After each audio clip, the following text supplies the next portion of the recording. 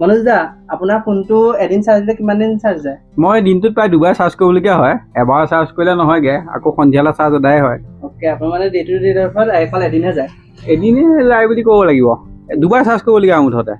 কদা আপোনাৰ ফোনটো এদিন চাৰ্জ দিলে কেইদিন যায়? নাযায়, এদিনো নাযায়। এদিনো নাযায় ন?